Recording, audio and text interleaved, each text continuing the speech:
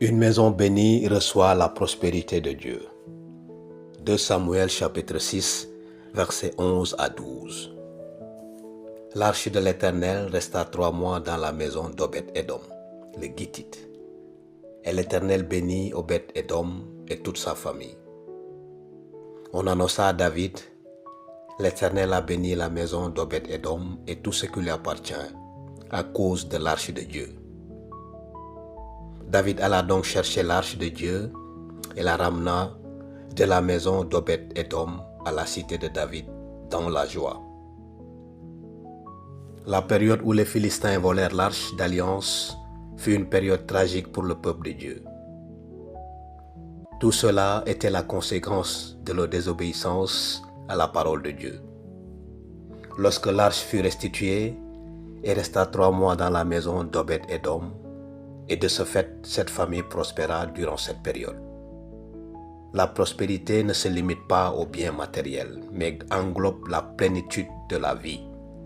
1 Jean chapitre 10, verset 10. Le voleur ne vient que pour voler, tuer et détruire. Moi je suis venu pour qu'ils aient la vie et qu'ils l'aient en abondance. Lorsque notre foyer devient un lieu de culte dédié au Seigneur, tout ce que nous entreprenons prospère. La désobéissance entraîne le malheur, mais la bénédiction accompagne ceux qui servent le Seigneur. Dans une maison bénie, tout est organisé. Isaïe chapitre 38, verset 1. En ce temps-là, Ézéchias tomba malade et fut près de mourir.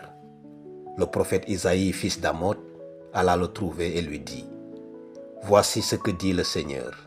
Mets de l'ordre dans ta maison, car tu vas mourir, tu ne guériras pas. » Ézéchias abhorrait le désordre, et dès son accession au trône, il entreprit une réforme spirituelle en Israël, éliminant tout ce qui n'était pas de Dieu. 2 Rois chapitre 18, versets 1 à 12. Lorsqu'il reçut du prophète Isaïe le message annonçant sa mort imminente, le roi Ézéchias dut remettre de l'ordre dans sa maison et tout mettre en ordre. Ézéchias pria aussitôt, remettant sa vie entre les mains du Seigneur, et fut béni de 15 années de vie supplémentaires. Nous devons prendre soin de nos familles afin que tout soit en ordre, ne laissant aucune faille ni place à l'ennemi dans nos foyers. Éphésiens chapitre 4, verset 27. Ne donnez pas prise au diable, Dieu n'aime pas le désordre. Un foyer béni doit donc être caractérisé par l'ordre et la dignité.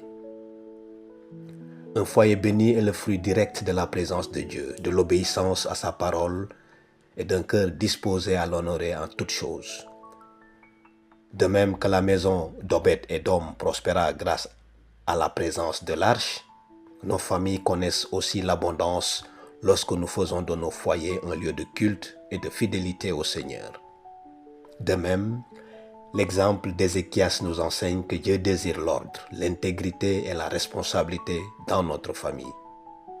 Lorsque nous mettons de l'ordre dans nos foyers, spirituellement, émotionnellement et moralement, nous ouvrons la voie à la bénédiction du Seigneur. Esforçons-nous donc chaque jour de cultiver un environnement où Dieu demeure, en le servant avec joie, en laissant sa présence transformer tout ce qui nous entoure. Là où règne l'obéissance, l'ordre et l'adoration, la prospérité et la vie en abondance seront toujours présents. Louange à Dieu. Au nom de Jésus, nous prions. Amen.